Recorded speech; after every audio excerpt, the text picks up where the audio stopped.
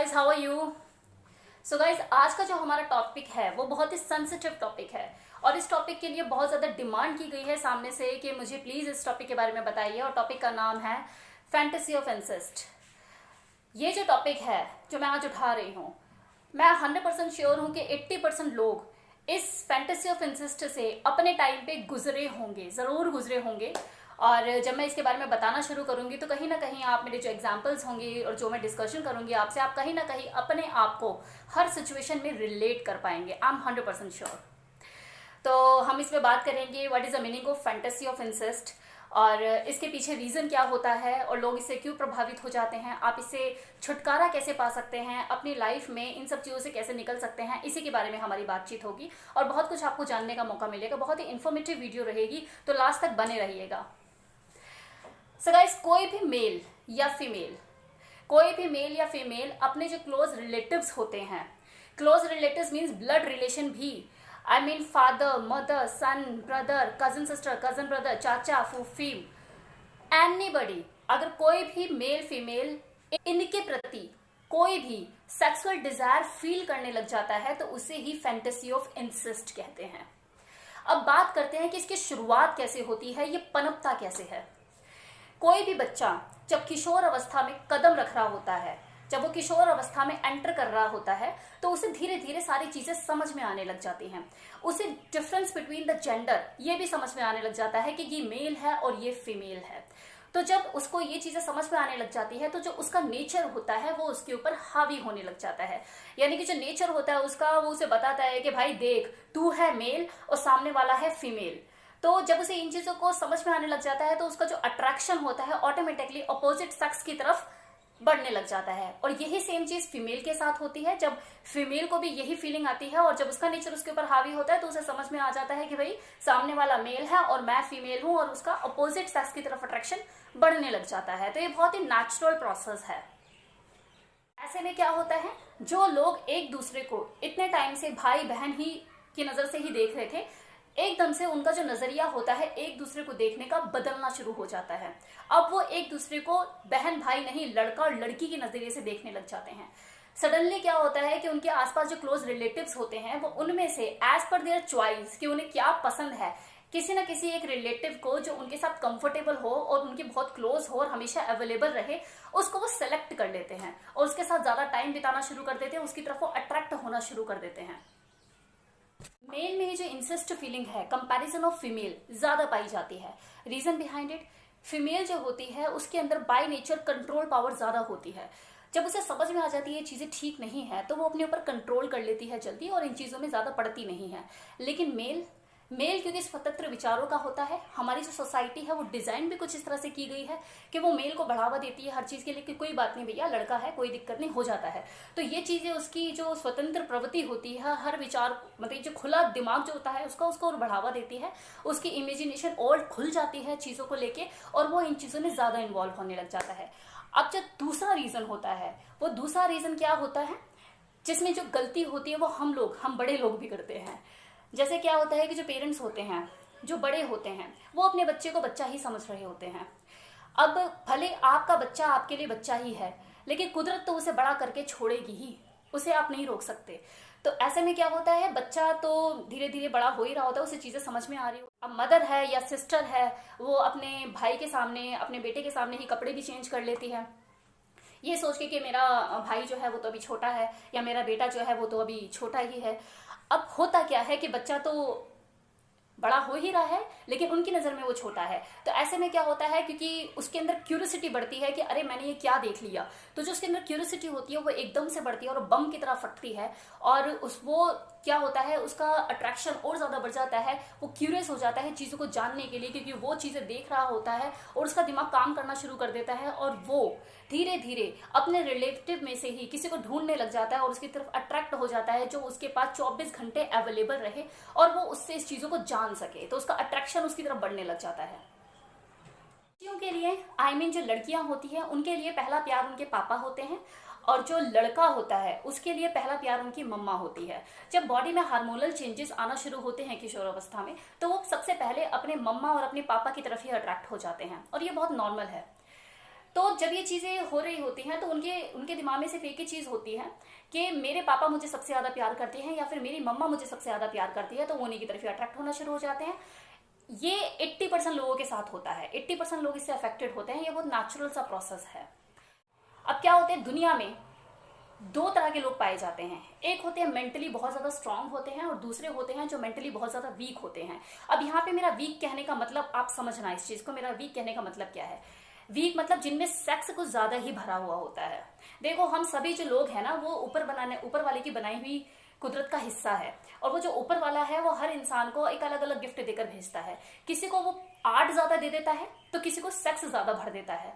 तो जो इंसान जिसमें वो सेक्स ज्यादा भर देता है वो इस चीज को कैरी ऑन करता चला जाता है। वो अपनी किशोर अवस्था से युवा अवस्था में भी कदम रख देता है, लेकिन वो इन चीजों से निकल नहीं पाता क्योंकि इसके अंदर सेक्स कुछ ज्यादा भरा हुआ है और वो मेंटली, समझ रहे हैं आप, इस चीज को मेंटली वीक फील कर रहा है।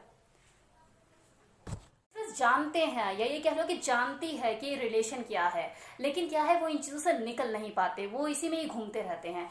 तो इस तरह से चीजें चलती रहती हैं और वो लोग इंसिस्ट हो जाते हैं। अब जो इंसिस्ट हो जाते हैं वो एक्टिविटी क्या क्या करते हैं इसमें, अगर वो इंसिस्ट है तो एक्टिविटी क्या करते हैं। एक्टिविटी से यहाँ पे मतलब ये नहीं है कि वो लोग रेप अटेम्प्ट कर देंगे ना, रेप अटेम्प्ट नहीं करेंगे। क्यों? क्योंकि उनका जो सबकॉन्शियस माइंड है वो उन्हें हमेशा ये सूचना देता रहता है कि नहीं बेटा, ये आपकी मम्मा है, ये आपकी सिस्टर है, ये आपका ब्रदर है। ये चीजें उनके सबकॉन्शियस माइंड में चलती रहती है, तो कभी भी वो खुलकर सामने नहीं आ पाते हैं। लेकिन क्या है, जब वो अकेले में होते हैं वो इमेजिनेशन में उन्हीं को ही देखते हैं और वो इमेजिनेशन में उन्हीं को ही देखते हैं, उन्हीं के साथ अपने आप को फील करते हैं। जब कभी उनका मन होता है कोई पॉर्न मूवी देखने का तो वो पॉर्न मूवी भी इंसिस्ट ब्रदर सिस्टर रिलेशन इस तरह की मूवीज देखेंगे, इंसिस्ट मदर सन रिलेशन इस तरह की मूवीज देखेंगे, क्योंकि उनके दिमाग में यही चलता रहता है। बाहर निकलना चाहते हैं तो सबसे पहले आपको अपने माइंड को स्ट्रांग करना पड़ेगा और आपको इन चीज़ों को अवॉइड करना शुरू करना पड़ेगा। सपोज एक बरगद का पौधा है, राइट, एक बरगद का पौधा है और आपने उसकी जड़ों को खोद दिया और खोदने के बाद वहाँ पे मट्ठा डाल दिया, तो कुछ दिनों बाद वहाँ पे चींटियां आएंगी और उसकी जड़ों को खोखला कर देंगी और कुछ दिनों बाद वो जो पौधा है वो धीरे धीरे सूख जाएगा, मर जाएगा। लेकिन उसी अगर बरगद के पौधे को आपने खाद पानी दे दिया, साथ में पेस्टिसाइड भी डाल दिया, तो क्या होगा, वो बरगद का पौधा एक टाइम पर आकर बड़ा हो जाएगा और वो आपके लिए प्रॉब्लम क्रिएट कर देगा। तो ये जो पॉर्न मूवीज है, ये जो फालतू की इमेजिनेशंस है, ये एक तरह से खाद पानी ही है जो आपकी फैंटेसी को बढ़ावा देती रहती हैं। तो आपको इनके ऊपर कंट्रोल करना पड़ेगा, इन्हें अवॉइड करना पड़ेगा, अपने आप को किसी बेहतर काम में लगाना पड़ेगा जो इससे ज्यादा इंपॉर्टेंट हो, इससे ज्यादा बेहतर हो। अपने माइंड को डाइवर्ट करना पड़ेगा। तो गाइस, यहाँ पे जरूरी क्या है, जरूरी यहाँ पे यह है कि आप अपनी ऊट पटांग इच्छाओं को मारना शुरू करें। धीरे धीरे ये टाइम के साथ मर जाएंगी। ये जरूरी नहीं है कि हर फैंटेसी को खाद पानी दिया जाए, ये जानते हुए भी कि ये फैंटेसी गलत है, ये चीजें गलत हैं। अगर आप इसके ऊपर अभी कंट्रोल नहीं करेंगे तो आगे जाकर आप अपने नियरेस्ट या डियरेस्ट किसी भी खास रिलेटिव के साथ कुछ गलती कर देंगे और वो गलती आपका जिंदगी भर पीछा नहीं छोड़ेगी और आपको जिंदगी भर परेशान करेगी। आपके अंदर गिल्ट आ जाएगा, आप जिंदगी में कभी भी उससे नजरें नहीं मिला पाएंगे और आप अंदर ही अंदर एक गिल्ट में जिएंगे, शर्मिंदा रहेंगे। तो इससे बेटर ये है कि आप अपने ऊपर कंट्रोल करें और अपने माइंड को डाइवर्ट करें।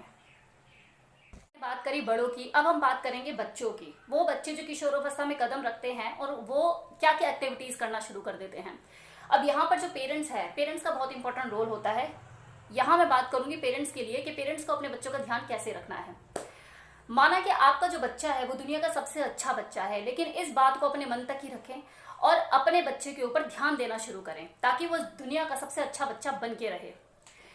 आपको थोड़ा सा उसके ऊपर ध्यान देने की जरूरत है क्योंकि आपका बच्चा किशोरावस्था में कदम रख रहा है और उसके हार्मोनल चेंजेस डेवलप होना शुरू हो गए हैं और उसकी क्यूरियोसिटी बढ़नी शुरू हो गई है। अब वो चीजों को जानना शुरू करेगा, राइट। अब वो चीजों को जानना शुरू करेगा कि मेल और फीमेल में क्या डिफरेंस होते हैं। और क्यूरियोसिटी में सबसे जो इंपॉर्टेंट जो चीज उसके दिमाग में चलती है वो चलती है curiosity to know about the female और मेल बॉडी पार्ट की चीजें होती है जिससे कोई भी नॉर्मल इंसान बच नहीं पाया है, वो अट्रैक्ट होता ही होता है। और जब वो उसके अंदर ये क्यूरियोसिटी जाग जाती है कि उसे प्राइवेट पार्ट के बारे में जानना है, तो क्या होता है, वो अपने जो क्लोज होते हैं उससे, चाहे वो ब्रदर हो या सिस्टर हो, मदर हो या फादर हो, उन्हीं के ही अंडरगारमेंट्स को देखना शुरू कर देता है, उसके अंडरगारमेंट्स को उनकी एब्सेंस में टच करना शुरू कर देता है। वो इस मौके की तलाश में रहता है कि मेरी मम्मा बाथरूम गई है और वहां से वो नहा कर निकलेगी और मैं उनको देखूंगा। वो इस तलाश में रहता है कि कमरा बंद है, जरूर मम्मा या मेरी सिस्टर कपड़े बदल रही है और मैं गलती से या बहाने से कमरे में एंट्री करूं। तो क्या है, जब अगर आप ये चीजें देख रहे हैं और आपके साथ हो रही है, तो आपको थोड़ा सा यहाँ पे सख्ती की जरूरत है। आप अपने बच्चे को इंडिकेट कीजिए, आप अपने बच्चे के ऊपर ध्यान दीजिए और इंडिकेट उसे कीजिए, टाइम टू टाइम उसे इंडिकेशन देते रहिए कि देख मुझे सब कुछ पता है, ये जो चीजें तू कर रहा है, ये जो चीजें हैं, इनडायरेक्टली वे में से समझाने की कोशिश कीजिए कि देखिए मुझे सब कुछ पता है, ठीक है। तो ये चीजें उसको, ताकि ये रहे, उसकी हिम्मत आगे और ना बढ़े और वो अपने आप को धीरे धीरे धीरे धीरे कंट्रोल में ले आए। अगर आप ऐसा नहीं करेंगे तो आप उसको इस चक्कर में कि मेरा बच्चा है, मेरा लाडला है, मेरा बच्चा है, मेरी बच्ची है, अभी तो लाडली है, अभी तो छोटी है, आप उसकी फैंटेसी को बढ़ावा दे रहे हैं।